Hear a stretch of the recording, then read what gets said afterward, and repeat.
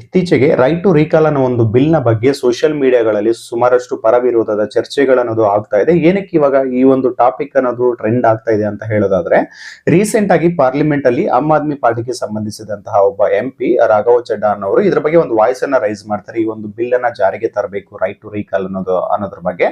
And ಇಷ್ಟಕ್ಕೂ right to recall ಅಂತಂದ್ರೆ ಏನು, ಈ ಬಿಲ್ಗೆ ನಿಜವಾಗ್ಲೂ ಇದೊಂದು ಕಾಯ್ದೆ ಆಗಿದೆ ಅಂತಂದ್ರೆ MLA MP ಗಳನ್ನ ಅಧಿಕಾರದಿಂದ ಕೆಳಗಿಳಿಸುವಷ್ಟು ಪವರ್ ನಿಜವಾಗ್ಲೂ ಇದೆಯಾ?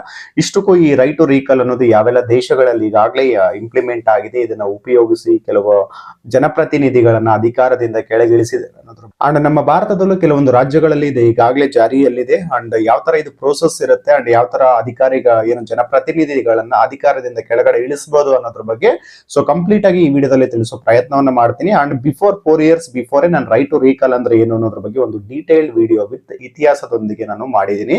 ಇಫ್ ಇನ್ ಕೇಸ್ ನೀವು ನೋಡಿಲ್ಲ ಅಂತಂದ್ರೆ ಈಗಾಗಲೇ ನಾನು ಕ್ರಿಯೇಟಿವ್ ಕೋಲನ ಯೂಟ್ಯೂಬ್ ಚಾನಲ್ ಅಲ್ಲಿ ಆಲ್ರೆಡಿ 4 years ಬಿಫೋರ್ ನನಗೆ ವಿಡಿಯೋ ಮಾಡಿಟ್ಟಿದ್ದೀನಿ.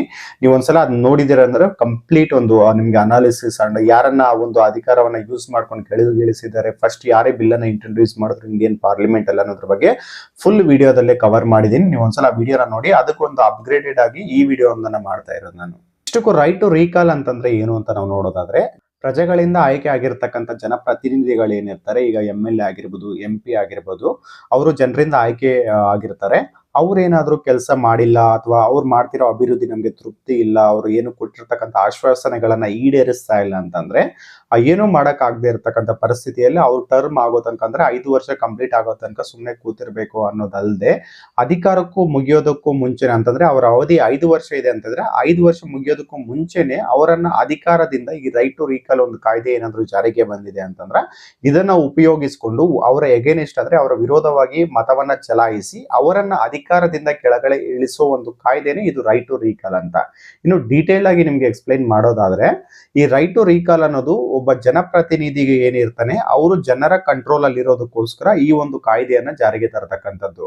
ಈಗ ಫಾರ್ ಎಕ್ಸಾಂಪಲ್ ಕೊಟ್ಟು ಹೇಳ್ಬೇಕು ಅಂತಂದ್ರೆ, ಈಗ ನಮ್ಮ ಮನೆ ಕೆಲಸಕ್ಕೆ ಯಾರನ್ನಾದ್ರೂ ಒಬ್ಬರು ಇಟ್ಕೊಂಡಿರ್ತೀನಿ, ಅವ್ರಿಗೆ ತಿಂಗ್ಳು ಇಂತಿಷ್ಟು ಅಂತ ಪೇ ಮಾಡ್ತಾ ಇರ್ತೀನಿ.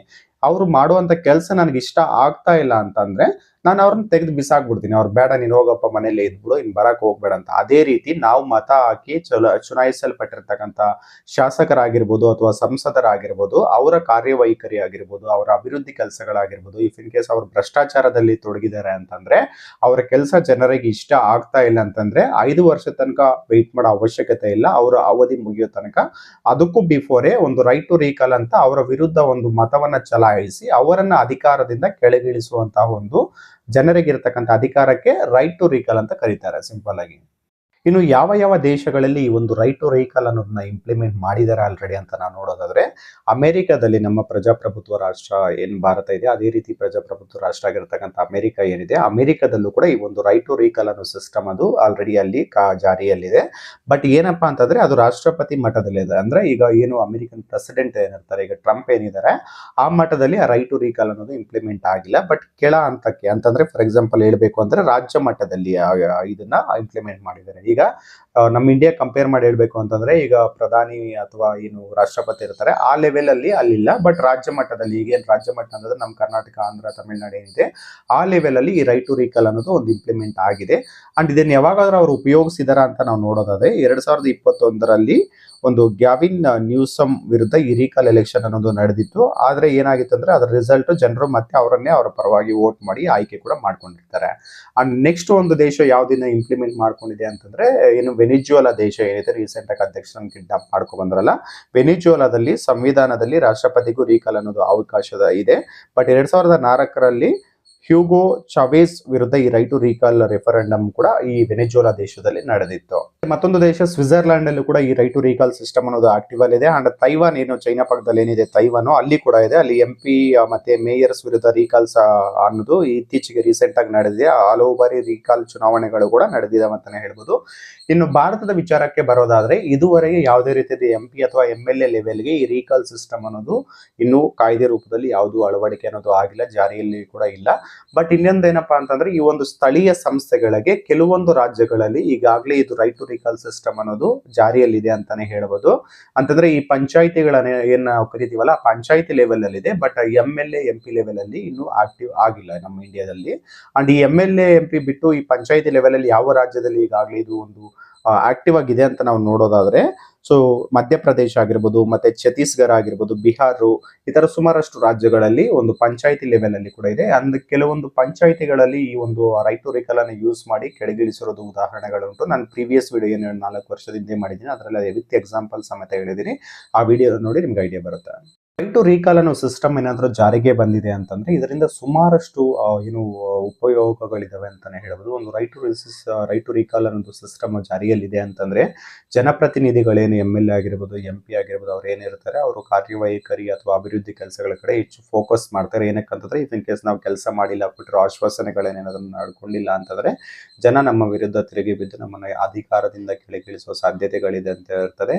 ಮತ್ತೆ ಭ್ರಷ್ಟಾಚಾರ ಕೂಡ ನಿರ್ಮೂಲನೆಯನ್ನ ಮಾಡ್ಬೋದು ಅಂತಾನೆ ಹೇಳ್ಬೋದು. ಯಾಕಂತಂದ್ರೆ ಇನ್ ಕೇಸ್ ಭ್ರಷ್ಟಾಚಾರದಲ್ಲಿ ಏನಾದ್ರೂ ಅವ್ರು ತೊಡಗಿರೋದು ಸಾಬೀತಾದ್ರೆ ಜನರು ಅವ್ರ ವಿರುದ್ಧ ಮತವನ್ನ ಚಲಾಯಿಸಿ ಮತ್ತೆ ಅವರನ್ನ ಅಧಿಕಾರದಿಂದ ಕೆಳಗಡೆ ಇಳಿಸ್ತಾರ ಅನ್ನೋ ಸಾಧ್ಯತೆಗಳು ಭಯ ಕೂಡ ಅವರಲ್ಲಿ ಇರ್ತದೆ ಅಂತಾನೆ ಹೇಳ್ಬೋದು. ಪ್ರಜಾಪ್ರಭುತ್ವದ ಧ್ಯೇಯ ಏನಿದೆ ಪ್ರಜೆನೇ ಪ್ರಭು ಅಂತ ನಾವೇನ್ ಹೇಳ್ತೀವಿ ಅದಕ್ಕೊಂದು ಸೂಕ್ತವಾದ ಒಂದು ಅರ್ಥವನ್ನ ಕೊಡೋ ರೀತಿ ಬರುತ್ತೆ. ಯಾಕಂತಂದ್ರೆ ಫುಲ್ ಪವರ್ ಅನ್ನೋದು ಪ್ರಜೆಗಳ ಬಳಿಯೇ ಇರ್ತದೆ.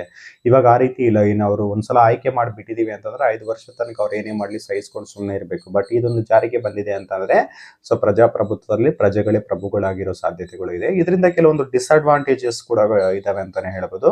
ಈ ಒಂದು ಅಸ್ತ್ರವನ್ನ ಏನ್ ರೈಟ್ ಟು ರೀಕಾಲ್ ಅನ್ನು ಯೂಸ್ ಮಾಡ್ಕೊಂಡು ಅಪೋಸಿಷನ್ ಪಾರ್ಟಿಗಳನ್ನ ದುರುಪಯೋಗ ಮಾಡ್ಕೊಳ್ಳೋದಾಗಿರ್ಬೋದು ಅಥವಾ ಸರ್ಕಾರದ ಪತನವನ್ನ ಮಾಡೋದಾಗಿರ್ಬೋದು ಆ ತರ ಕೂಡ ಮಾಡ್ಕೊಳ್ಳೋ ಸಾಧ್ಯತೆಗಳಿರ್ತವೆ. ಯಾಕಂತಂದ್ರೆ ಈಗ ಸರ್ಟನ್ MP MLAಗಳು ನಂಬರ್ಸ್ ಒಂದು ಮ್ಯಾಜಿಕ್ ನಂಬರ್ಗಿಂತ 1-2 ನಂಬರ್ ಹೆಚ್ಚು ಕಮ್ಮಿ ಮಾಡಿದ್ರೆ ಸರ್ಕಾರ ಬಿದ್ದೋಗುತ್ತೆ ಅನ್ನೋವಾಗ ಇವರು ಅದನ್ನ ಈ ಒಂದು ಸಿಸ್ಟಮ್ ಅನ್ನ ಯೂಸ್ ಮಾಡಿಕೊಂಡು 1-2-3 MPಗಳ ವಿರುದ್ಧ ಇದನ್ನ ಮಾಡಿದಾರೆ ಅಂತಂದ್ರೆ ಆ ಸರ್ಕಾರ ಪತನ ಆಗೋ ಚಾನ್ಸಸ್ಗಳಿರ್ತದೆ. ಈ ರೀತಿ ಕೂಡ ಅಡ್ವಾಂಟೇಜ್ ಆಗಿ ತಗೊಳ್ಳೋ ಸಾಧ್ಯತೆಗಳಿರ್ತದೆ ಈ ಒಂದು ಬಿಲ್ ಅನ್ನ ಅಥವಾ ಕಾಯ್ದೆ ಆಗಿದೆ ಅಂತಂದ್ರೆ.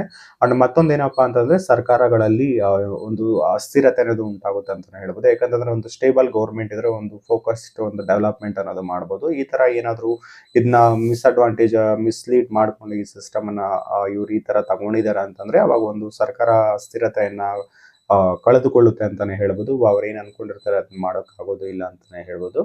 ಅಂಡ್ ಮತ್ತೊಂದೇನಪ್ಪ ಅಂದ್ರೆ ಪದೇ ಈ ತರ ರೀಕಾಲ್ಗಳು ಆಗ್ತಾ ಇದೆ ಅಂತಂದ್ರೆ ಪದೇ ಚುನಾವಣೆ ಮಾಡೋದ್ರಿಂದ ಇದಕ್ಕೆ ಖರ್ಚು ವೆಚ್ಚ ಕೂಡ ಜಾಸ್ತಿ ಆಗುತ್ತೆ ಅಂತಾನೆ ಹೇಳ್ಬೋದು. ಅಂಡ್ ಇದಕ್ಕೊಂದು ಕಂಪ್ಲೀಟ್ ಈ ಸಿಸ್ಟಮ್ಗೆ ಒಂದು SOP ಅನ್ನ ತಯಾರು ಮಾಡ್ಬೇಕಾಗುತ್ತೆ. ಇಫ್ ಇನ್ ಕೇಸ್ ಯಾರಾದ್ರೂ ಅಭಿವೃದ್ಧಿ ಪರ ಕೆಲಸ ಮಾಡ್ತಾ ಇಲ್ಲ ಜನಪ್ರತಿನಿಧಿ ಅವರಿಗೆ ಈ ತರ ರೈಟ್ ಟು ರೀಕಾಲ್ ಅನ್ನ ಇನಿಶಿಯೇಟ್ ಮಾಡಬೇಕು ಅಂತಂದ್ರೆ ಒಂದು ಸರ್ಟನ್ ಕೂಲಿಂಗ್ ಟೈಮ್ ಅನ್ನ ಕೊಟ್ಟು ಒಂದು 15 ತಿಂಗಳ ಮಟ್ಟಿಗೆ ಕೂಲಿಂಗ್ ಟೈಮ್ ಅನ್ನ ಕೊಟ್ಟು ಆಗ್ಲೂ ಅವ್ರು ಏನಾದ್ರು ಅಭಿವೃದ್ಧಿ ಮಾಡ್ತಾ ಇಲ್ಲ ಅವರು ಜನಪ್ರತಿನಿಧಿಗಳ ಕೆಲಸ ಮಾಡ್ತಾ ಇಲ್ಲ ಅಂತಂದ್ರೆ ಅವಾಗ ಇದನ್ನ ಇನಿಶಿಯೇಟ್ ಮಾಡುತ್ತಾರೆ. ಒಂದು ಸರ್ಟನ್ ಪ್ರೋಟೋಕಾಲ್ ಮತ್ತೆ ಒಂದು SOP ಅನ್ನ ಕ್ರಿಯೇಟ್ ಮಾಡಿದ್ರೆ ನಿಜವಾಗ್ಲೂ ಈ ಯಾವುದೇ ಒಂದು ದೇಶ ಆಗಿರ್ಬೋದು ಜನಪ್ರತಿನಿಧಿಗಳಾಗಿರ್ಬೋದು ಅಭಿವೃದ್ಧಿದತ್ತ ಮುಖ ಮಾಡ್ತಾರೆ ಅಂತಾನೆ ಹೇಳ್ಬೋದು. ಇದಿಷ್ಟು ಒಂದು simple understanding right to recall ಅಂತಂದ್ರೆ ಏನು ಅದರ ಬಗ್ಗೆ ತಿಳಿಸೋದ್ರ ಮಾಹಿತಿ ಆಗಿತ್ತು. ಈ ಇನ್ಫಾರ್ಮೇಶನ್ ನಿಮ್ಗೆ ಏನಾದ್ರು ಇಷ್ಟ ಆಗಿದ್ರೆ ಈ ವಿಡಿಯೋಗೆ ಒಂದು ಲೈಕ್ ಮಾಡಿ ನಿಮ್ಮ ಸ್ನೇಹಿತರಿಗೆ ಶೇರ್ ಮಾಡಿ. ಇಂತಹ ಮತ್ತಷ್ಟು ಇಂಟ್ರೆಸ್ಟಿಂಗ್ ವಿಚಾರಗಳಿಗೋಸ್ಕರ ಕ್ರಿಯೇಟಿವ್ ಕೋದಂಡ ಯೂಟ್ಯೂಬ್ ಚಾನಲ್ಗೆ ಸಬ್ಸ್ಕ್ರೈಬ್ ಮಾಡ್ಕೊಳ್ಳಿ. ಧನ್ಯವಾದಗಳು ಸ್ನೇಹಿತರೆ.